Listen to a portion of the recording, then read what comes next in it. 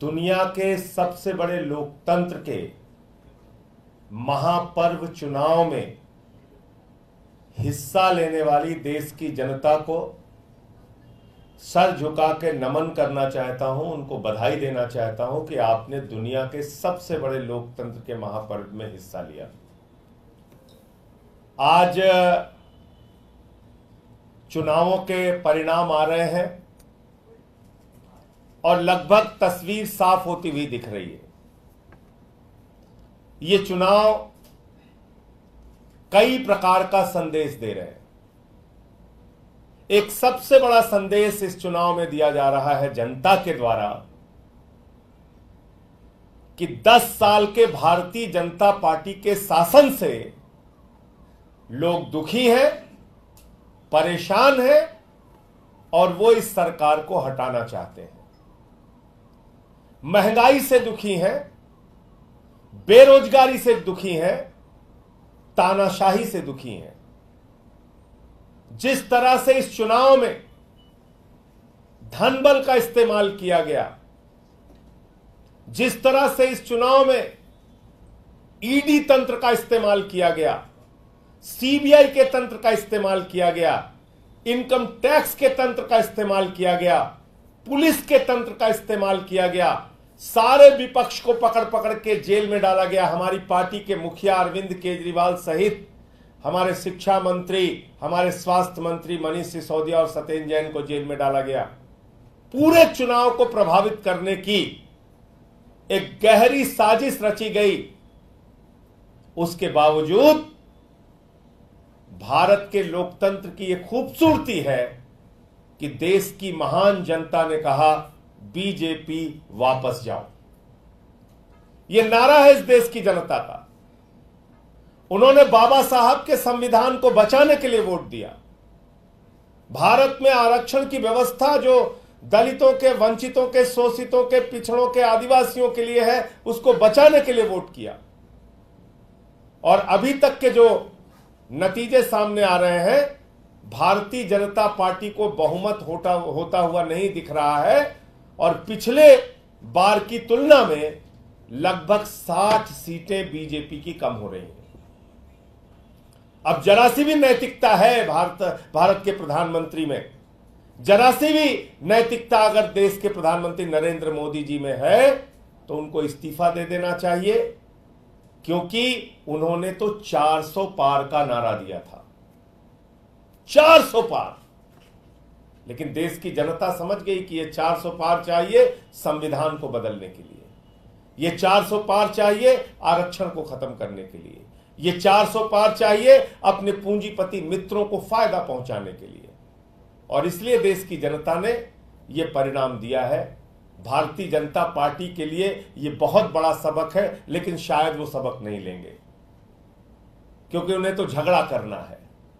यह चुनाव का परिणाम भारत के अंदर नफरत की राजनीति के भी खिलाफ है, तानाशाही की राजनीति के भी खिलाफ है।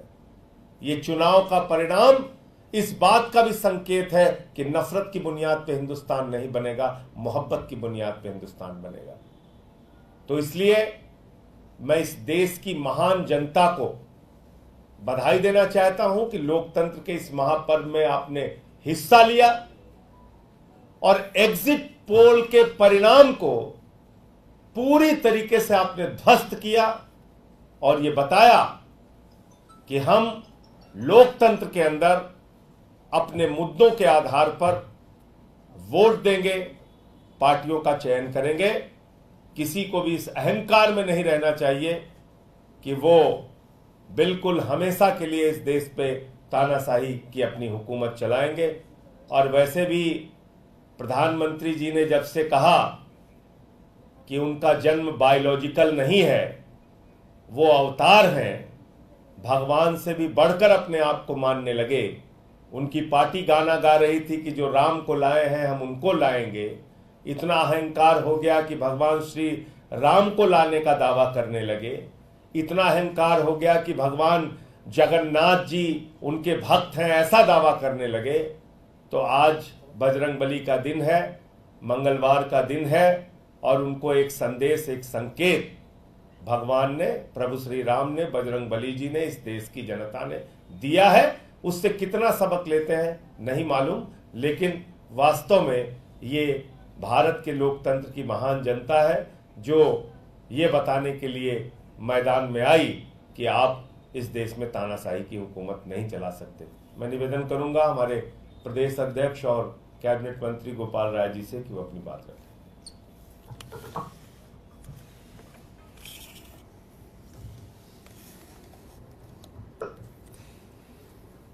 जिस समय चुनाव का 7वां चरण समाप्त हुआ और एग्जिट पोल आए, 7 चरणों के चुनाव में देश की जनता लगातार ये संदेश दे रही थी कि वो भारतीय जनता पार्टी की तानाशाही को खत्म करने के लिए, महंगाई और बेरोजगारी को खत्म करने के लिए अपना जनादेश दे रही है। लेकिन जिस तरह से जनता के संदेश को जानते समझते हुए आखिरी समय में भी भारतीय जनता पार्टी ने, देश की केंद्र की सरकार ने, प्रधानमंत्री जी ने, पूरे मीडिया चैनल्स को जिस तरह से मैनेज किया गया और फर्जी एग्जिट पोल घोषित करके लोगों के साइकोलॉजिकल माइंड पर जिस तरह से दबाव बनाने की कोशिश की गई, मुझे लगता है कि यह जनादेश उसके भी खिलाफ है। आम आदमी पार्टी ने शायद इस देश के अंदर जितनी पार्टियां हैं, सबसे विपरीत परिस्थिति में हमने ये चुनाव लड़ा और हमें इस बात का भरोसा है, जिस तरह से दिख रहा है कि पंजाब के अंदर से हमारे सांसदों की संख्या बढ़ने जा रही है सदन के अंदर। दिल्ली के अंदर भी जिस तरह से भारतीय जनता पार्टी ने सोचा था कि अरविंद केजरीवाल को, मनीष सिसोदिया को, सत्येंद्र जैन को गिरफ्तार करने के बाद पार्टी खत्म हो जाएगी। सभी लोग पूछते थे चुनाव कैसे लड़ोगे, प्रचार कौन करेगा। लेकिन उन विपरीत परिस्थितियों में भी आम आदमी पार्टी के सभी कार्यकर्ताओं को मैं बधाई देना चाहता हूं। उन्होंने अपनी चट्टानी एकता के साथ मिलकर के दिल्ली में कड़ी टक्कर दी भारतीय जनता पार्टी को। और हमें जिस तरह का अभी दिख रहा है कि दिल्ली के अंदर जो मार्जिन था भारतीय जनता पार्टी का, काफी बड़े पैमाने पर कम होने जा रहा है। मैं देश के लोगों से एक ही बात कहना चाहता हूं, आपने भाजपा को हराया है, लेकिन भाजपा का अभी तानाशाही प्रवृत्ति, मनोवृत्ति अभी खत्म नहीं हुई है। इसलिए इस देश को बचाने के लिए, संविधान को बचाने के लिए, लोकतंत्र को बचाने के लिए हम सबको मिलकर के इस लड़ाई को आगे लड़ना पड़ेगा। मैं देश के उन तमाम पार्टी के लोगों से भी अपील करना चाहता हूं जो इस देश के संविधान में, इस देश के लोकतंत्र में भरोसा रखते हैं। अपने अंतरात्मा की आवाज को सुनिए और इस देश के अंदर देश की जनता का जो जनादेश है उसे स्वीकार करते हुए इस तानाशाही को हटाने के लिए, संविधान को बचाने के लिए, एक लोकतांत्रिक सरकार बनाने के लिए आगे बढ़िए। मुझे भरोसा है कि जनता ने जो जनादेश दिया है देश की सभी पार्टियां सुनेगी, क्योंकि भाजपा के पास बहुमत नहीं है। भाजपा के पास बहुमत नहीं है। भाजपा के इतर जितनी पार्टियां हैं उन सबके पास बहुमत है। आज देश के अंदर अगर एनडीए गठबंधन में देखें, 2 मुख्य पार्टियां हैं। एक पार्टी है आंध्र प्रदेश से टीडीपी, चंद्रबाबू नायडू। 2019 में चंद्रबाबू नायडू वो नेता हैं जिन्होंने मोदी जी के खिलाफ पूरे देश में घूम करके लोगों को इकट्ठा किया। दूसरे एनडीए के अंदर नीतीश कुमार जी हैं जिन्होंने इस बार घूम करके देश भर में नरेंद्र मोदी जी के खिलाफ अभियान चलाया। ये दोनों नेता हैं, देश के लोग उनसे उम्मीद कर रहे हैं कि सही समय पर सही फैसला लेंगे और इस तानाशाही को खत्म करने के लिए देश की जनता की जो आवाज है उसे सुनेंगे और देश में इस तानाशाही को खत्म करके एक लोकतांत्रिक सरकार बनाएंगे। लोगों के बेरोजगारी और महंगाई की समस्या का समाधान करेंगे। यह देश जो उम्मीद कर रहा है, पूरे देश की हमें उम्मीद है कि जल्दी उसकी आकांक्षा पूरी हो। हमारे पार्टी के राष्ट्रीय सचिव पंकज गुप्ता जी।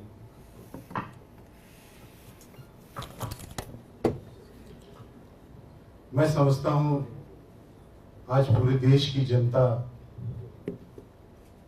इस देश की जनता ने जो इस चुनाव में नतीजे दिए हैं वो इस देश पर ही नहीं पूरे विश्व पर एक बहुत बड़ा असर करेगी। पूरा विश्व देख रहा था कि हिंदुस्तान में किस तरह से जनता संविधान को बदलने की जो कोशिश हो रही थी उसका किस तरह से जवाब देता है।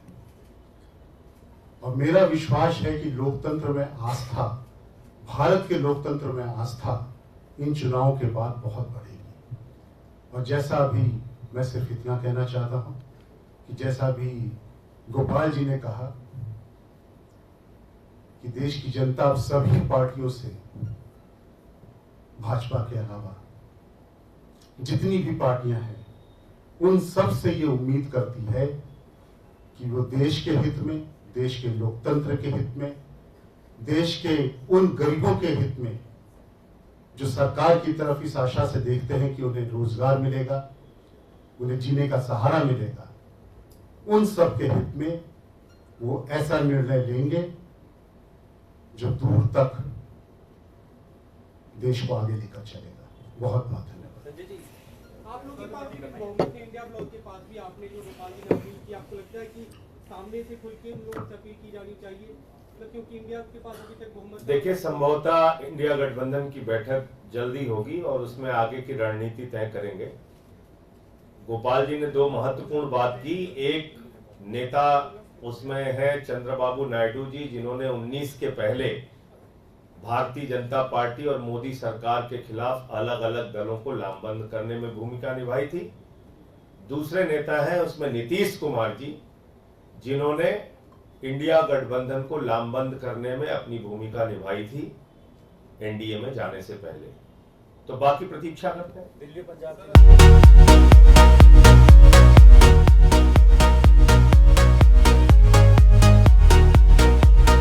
प्रभदयाल गजाधारी ज्वेलर्स, जो है पिछले 75 सालों से आप सभी का भरोसा, आपकी खुशियों के साथ। आशापूर्णी मंदिर, पठानकोट से Manchanda tower, Dalhousie road. Prabhdayal Gajadhari jewellers, जो है पिछले 75 सालों से आप सभी का भरोसा, आपकी खुशियों के साथ। आशापूर्णी मंदिर, पठानकोट से Manchanda tower, Dalhousie road. Prabhdayal Gajadhari jewellers, जो है पिछले 75 सालों से आप सभी का भरोसा, आपकी खुशियों के साथ। आशापूर्णी मंदिर, पठानकोट से Manchanda tower, Dalhousie road. Prabhdayal Gajadhari jewellers, Manchanda tower, Dalhousie road, Pathankot.